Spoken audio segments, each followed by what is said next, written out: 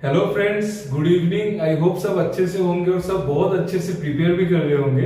यार ये जो वीडियो है ये हमारे इंटरव्यू सीरीज का वीडियो नंबर 7 है। सो आई रिक्वेस्ट यू गाइस कि अगर आप ये वीडियो फर्स्ट टाइम देख रहे हैं then I request you guys to go back and watch the previous 6 videos, क्योंकि मैं डिफिकल्टी लेवल के हिसाब से टॉपिक वाइज धीरे धीरे हम आगे बढ़ रहे हैं। तो मैं चाहता हूँ कि अगर आप देख रहे हैं तो आप सब कुछ देख ले, आपका टॉपिक्स मतलब फ्रॉम बेस से टॉप तक आपका सब कुछ क्लियर रहे। तो बाकी वीडियोस की तरह इस वीडियो में भी एक एचआर क्वेश्चन है जो कि मोर और less it is related to banking awareness, और बाकी जो क्वेश्चन है 4 वो पूरे के पूरे प्योरली बैंकिंग अवेयरनेस रिलेटेड है। तो गाइस चलिए शुरू करते हैं। तो पहला जो क्वेश्चन है वो है कि role of banks in the economy, या फिर इकोनॉमिक डेवलपमेंट में बैंक्स का क्या रोल है। ठीक है, तो उसके लिए मैं आपको सबसे पहले ये बताना चाहता हूँ कि इकोनॉमी किस किस चीज पे बेस्ड है। ठीक है, economy of a country based है दो चीज पे, डिमांड और सप्लाई। डिमांड मतलब कि लोगों के पास पैसा कितना है कंपेयर टू मतलब लोगों के पास पैसा कितना है कंपेयर टू उसको खरीदने के लिए सामान कितना है। ठीक है, तो डिमांड और सप्लाई में बैंक्स बहुत ज्यादा पाइवोटल रोल प्ले करते हैं। मैं आपको एक एग्जांपल के थ्रू समझाता हूँ। यार सपोज एक ऐसा सिचुएशन है कि एक ही एप्पल है हमारे पास, एक एप्पल है, उसको खरीदने के लिए हमारे पास 4 लोग हैं। तो जो एप्पल जो वेंडर जो सेल कर रहा है उस एप्पल को, वो क्या करेगा, ऑटोमेटिकली उस एप्पल का प्राइस वो रेस कर देगा। ठीक है, क्योंकि उसको भी पता है यार एक ही है एप्पल मार्केट में, उसको खरीदने के लिए 4 लोग हैं, तो वो रेस कर देगा प्राइस।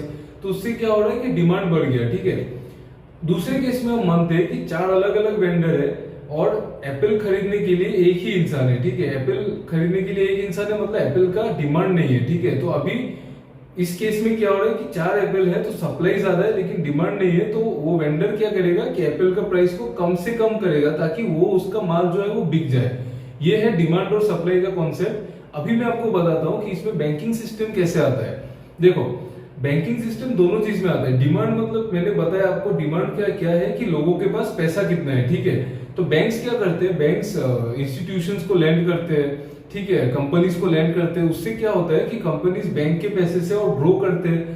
इन टर्न वो क्या करते हैं कि वो ग्रो करके वो एम्प्लॉयमेंट बढ़ा रहे हैं। ठीक है, अभी कोई कंपनी ग्रो करेगा बहुत ज्यादा तो वो एम्प्लॉयमेंट भी लेगा ना, तो उससे क्या होगा कि एम्प्लॉयज के हाथ में पैसा जा रहा है। उससे क्या हो रहा है, इकोनॉमी में डिमांड बढ़ रहा है, इकोनॉमी में पैसा बढ़ रहा है तो इकोनॉमी में डिमांड बढ़ रहा है। ठीक है, अभी सपोज कोई चीज है, अभी इकोनॉमी में पैसा बढ़ेगा तभी तो उसको खरीदने के लिए परचेजिंग पावर आएगा ना, तो बैंक्स इनडायरेक्टली परचेजिंग पावर दे रहे हैं इकोनॉमी को।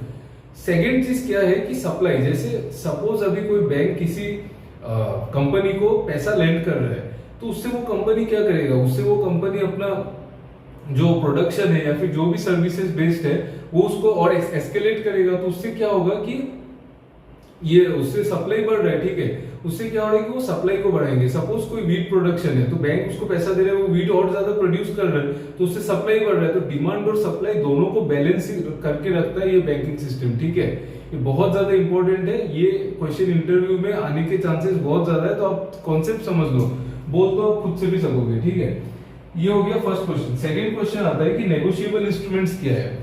देखो, नेगोशिएबल इंस्ट्रूमेंट सिंपल लैंग्वेज में ये कुछ भी नहीं है, ये एक पीस ऑफ पेपर है जो हम बैंकिंग सिस्टम को दे के हम डायरेक्ट करते हैं कि जो अमाउंट है वो एक स्पेसिफाइड पर्सन को पे कर दिया जाए। ठीक है, it is a nothing but a piece of paper that gives directions to the banking system to pay the specified amount of sum to the specified person mentioned. ये हो गया। ठीक है, ये हो गया नेगोशिएबल इंस्ट्रूमेंट्स। अभी नेगोशिएबल इंस्ट्रूमेंट्स बहुत टाइप के होते हैं। प्रोमिसरी नोट होता है, चेक होता है, ठीक है, ड्राफ्ट होता है, मनी ऑर्डर होता है। ठीक है, बहुत टाइप्स के होते हैं, लेकिन हम यहाँ पे सिर्फ 3 ही पढ़ेंगे क्योंकि इंटरव्यू पॉइंट ऑफ व्यू के लिए 3 ही ज्यादा इंपॉर्टेंट है। उसमें से पहला जो है वो प्रोमिसरी नोट है। प्रोमिसरी नोट कुछ भी नहीं है, एक नोट है जो एक मतलब जो पे कर रहा है वो एक प्रॉमिस करता है बैंक को कि इतना जो सम है वो दूसरे इंसान को पे कर दिया जाए। ठीक है, वो एक नोट है, उसमें बस ये है कि इतना सम उस दूसरे इंसान को पे कर दिया जाए। It is just a promise to the banking system by the payer जो पे कर रहे हैं। ठीक है, ये हो गया प्रोमिसरी नोट। अभी फोर्थ होता है कि चेक्स क्या है और टाइप्स ऑफ चेक क्या है। ये बहुत है, ध्यान बहुत इंपॉर्टेंट है, आप मेरे से ध्यान से सुन लो। ठीक है, चेक्स तो आपको पता है, चेक्स भी वही है, पीस ऑफ पेपर, उसमें हम डेट लिख के देते हैं, साइन कर देते हैं और हम बताते हैं कि ये चेक किसको पे करना है, मतलब ये अमाउंट किसको पे करना है। अभी टाइप्स ऑफ चेक में चेक का टाइप जो है वो टाइप्स ही 2 चीज में। ये क्वेश्चन इंटरव्यू में आता है तो आप इसको अच्छे से एक्सप्लेन करो। ठीक है, चेक्स का जो टाइप है वही दो चीज में डिवाइड कर दिया गया है। पहला होता है कि बेस्ड ऑन डेट। डेट का क्या है कि तीन चीजों पे होता है।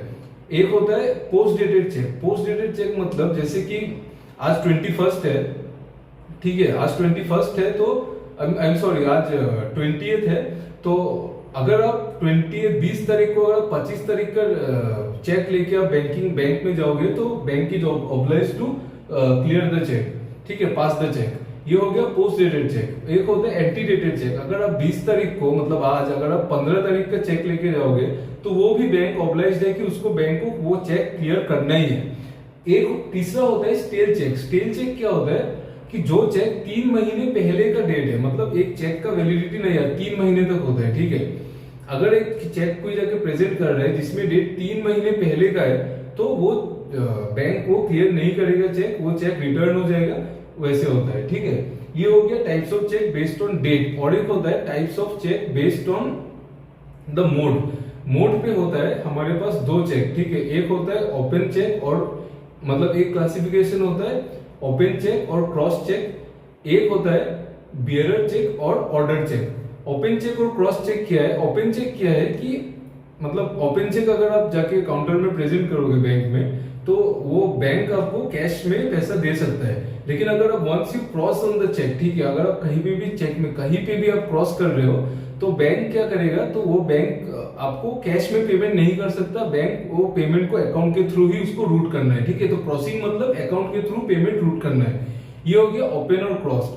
उसके बाद जो वेरिएंट है वो है ऑर्डर और बियरर। ये आप ध्यान से सुन लो, ठीक है। इसमें भी 3 टाइप होते हैं। सपोज कोई बंदा है एक्स, ठीक है, तो अगर इसमें जो ऑर्डर और बियरर में 3 टाइप है। पहला टाइप है पे टू एक्स और बियरर। पे टू एक्स और बियरर का मतलब ये है कि जब आप ये चेक लेके काउंटर में जाओगे तो सपोज मैं वाई हूं, तो सपोज मैं एक्स का चेक लेके जा रहा हूं तो बैंक क्या करेगा, पे टू एक्स और बियरर मतलब जो चेक लेके आया है वो भी पेमेंट ले सकता है। सपोज मैं अपना नाम से समझाता हूँ, धृतिमान है मेरा नाम, तो अगर होता है कि पे टू धृतिमान और बियरर मतलब या तो धृतिमान को पेमेंट मिल सकता है या तो कोई बंदा अगर सेम चेक को जाके प्रेजेंट करता है उसको भी पेमेंट हो सकता है। ये हो गया फर्स्ट टाइम पे टू धृतिमान और बियरर। सेकंड होता है पे टू धृतिमान और बियरर, और अगर हम लोग बियरर वर्ड को स्ट्राइक कर दे, इसको हम काट दे, तो होता है कि वो जो चेक है वो सिर्फ धृतिमान को ही पे किया जा सकता है, ठीक है, हमने बियरर को हटा दिया। ये हो गया सेकंड। थर्ड होता है कि पे टू धृतिमान और ऑर्डर। इसमें क्या होता है, सपोज मैं वो चेक लेके बैंक में गया तो मैं क्या होता हूँ, अगर वो पेमेंट या तो मैं ले सकता हूँ या तो मैं बैंक को ऑर्डर कर सकता हूँ। पे टू धृतिमान और ऑर्डर मतलब मैं चेक के बैक साइड में मैं एंडोर्समेंट कर सकता हूँ, ठीक है। मैं उस बंदे का नाम अकाउंट नंबर लिख के अगर मैं साइन करके देता हूँ तो बैंक क्या करेगा, मुझे नहीं पे करके उसको पे करेगा, ठीक है। ये हो गया 3 टाइप्स। ये बहुत इंपॉर्टेंट है, ठीक है, इसको ध्यान से समझ लो। अगर आपको समझने में प्रॉब्लम हो रही है तो अभी आप सुन लो, आप once you complete this video just go through the PDF. ये हो गया टाइप्स ऑफ चेक। लास्ट जो है हमारा वो है ड्राफ्ट। क्या है ड्राफ्ट? क्या है ड्राफ्ट? इज नथिंग, वो एक पेपर है जो हम किसी बैंक के किसी ब्रांच में देंगे और हम डायरेक्ट करेंगे कि आप ये पेमेंट किसी को कर दो। एग्जाम्पल के तौर पे जब हम लोग कॉलेजेस में एडमिशन लेते थे, जब मैंने भी कॉलेज में एडमिशन लिया था, तब मैंने पेमेंट जो किया था वो डिमांड ड्राफ्ट के थ्रू किया था।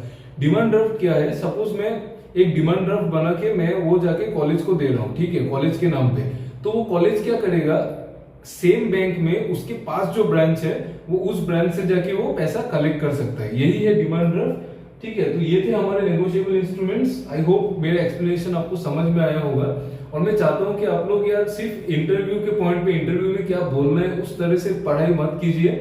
आप नॉलेजेबल बनने के लिए पढ़िए, आप चीजों को ध्यान से समझिए, ठीक है। क्योंकि आप जब बैंक में आप वर्क करोगे ना, या फिर अगर आप मतलब वही जब वर्क करोगे तो आपको ये सब चीजें बहुत ज्यादा हेल्पफुल होंगी, ठीक है। तो और एक बात ये है कि अगर आपको मेरे वीडियोस पसंद आ रहे हैं देन आई वांट कि आप मेरी वीडियोस को लाइक करिए, मेरे चैनल को सब्सक्राइब करिए, तब यूट्यूब महाराज हमारे चैनल को और प्रमोट करेंगे और उससे मुझे बहुत ज्यादा हेल्प मिलेगी। So I hope you like the video.